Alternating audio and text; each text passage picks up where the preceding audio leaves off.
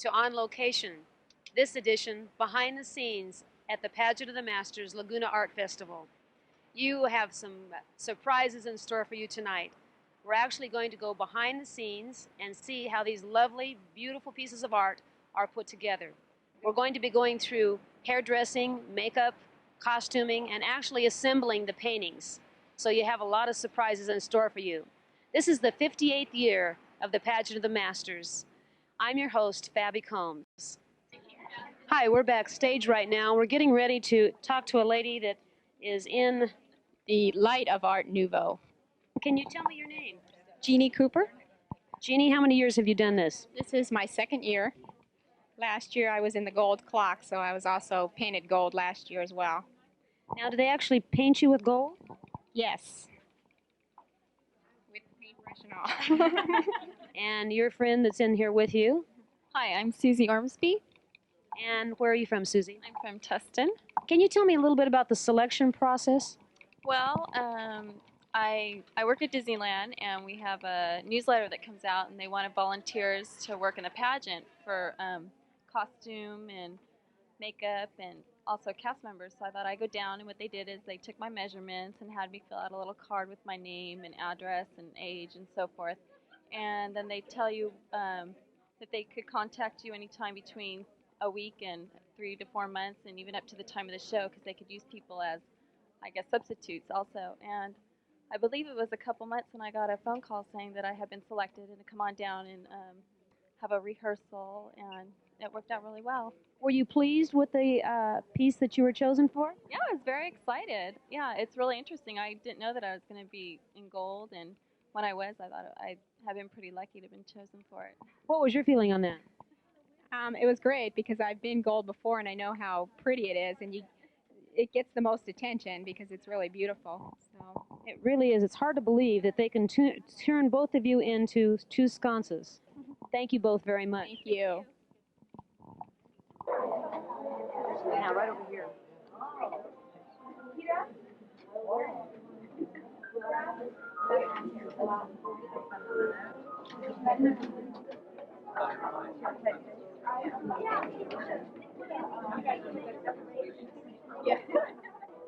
Number 1. Okay. It's up to you. Whatever's easier for you. I can try to easier. It's easier for me. Yeah. Okay, then. Well, I don't want to.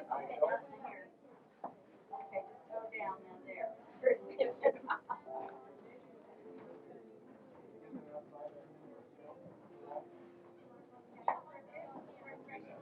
steer that far back? Well, I used to.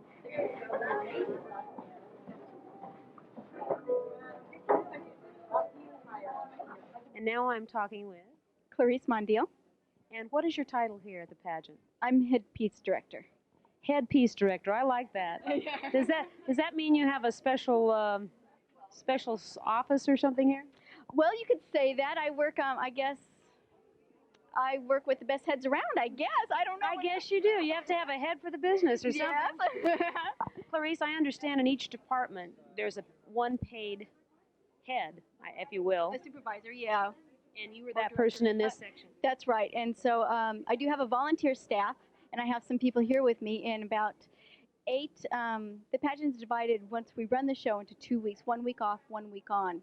So there's a blue and cast and a green cast. In each cast I have 7 volunteers that help me to put on the heads during the summer. And then during the building period, which is from January through June, I work by myself and I construct the headpieces.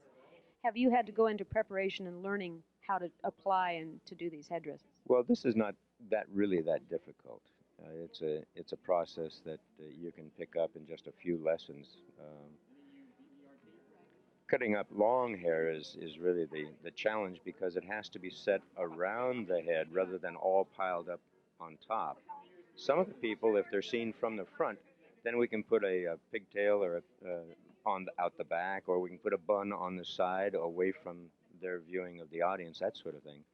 But in doing that, we have to know exactly what they are, and we ask them what their number is. And in all of these, they'll tell us they're either number 1 or number 2 in this particular picture. So now we know what they're going to look like. This one is facing inward, and this one's facing inward, so we'll see a right and a left-hand side of the head. Tell me a little bit about how you feel with all that paint all over you. Well, it's kind of hot at first, but then you get used to it after a while. Does it take a long time to get out of all that paint? Well, it takes 10 to 15 minutes.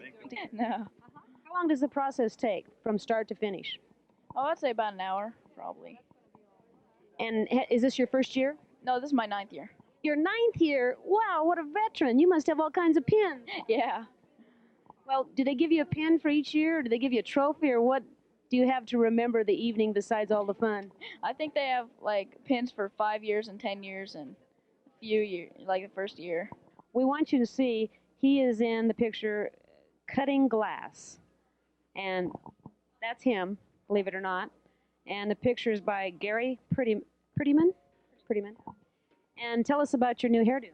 Well, they put it on in the headdress. They start from a canvas, and then they look at the picture and do it as best they can. And what color is your hair? My hair underneath is brown. Oh, it's brown. Wow, a brown surfer? Yeah. That's probably more like the real thing instead of this black hair. Yeah, I guess so. Well, anyway, you go up there and catch that wave, and we'll be looking forward to seeing you on the beach. All right. See you later, Brian.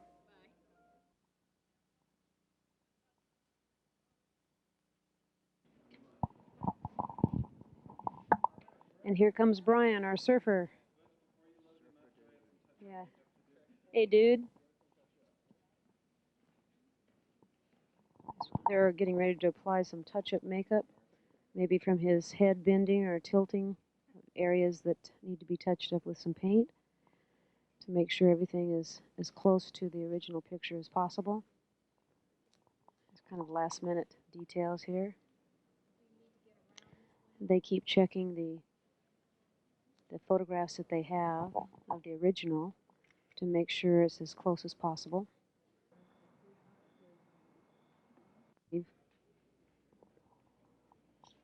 And looks like he's about ready to climb the stairs to get into position.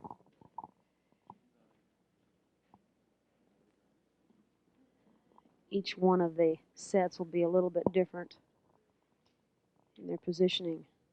Looks like he has a little spot that he sits on. No, he actually puts his leg through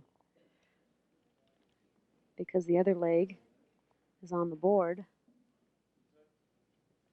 It looks like he has a little prong on the painting itself where he can lean the palm of his hand, because anything, as we heard before, above your head is a very hard pose to hold.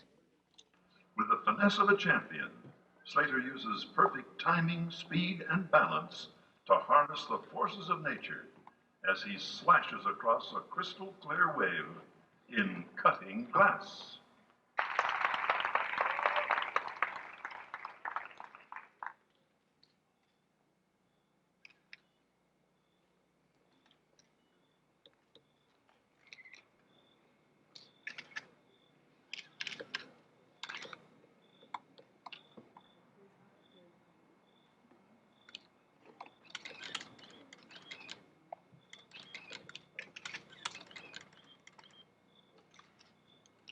And in the pair of bronze lighting sconces from that year, that spirit, made flesh by the dancer known as La Loie, is illuminated once more.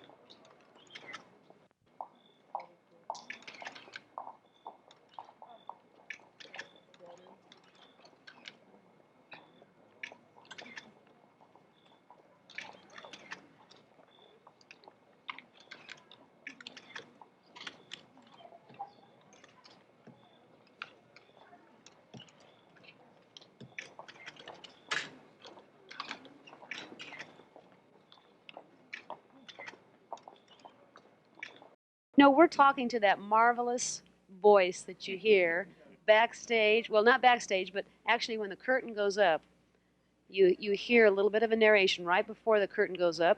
And this is Thurl Ravenscroft, correct? Yes, you got it right on the button. And you've done this for 20 years? This is my 19th season. 18 years, but 19th season. I'm going to try for 20. Now, can you give us a little sample of what everyone would recognize you as? Oh, you mean that I've made a whole career out of one word? Yeah. And that word is, put a tiger on your team with Kellogg's Sugar Frosted Flakes. There. That one? That's the one. I think that's the one that everyone will recognize. When did you really do that one first?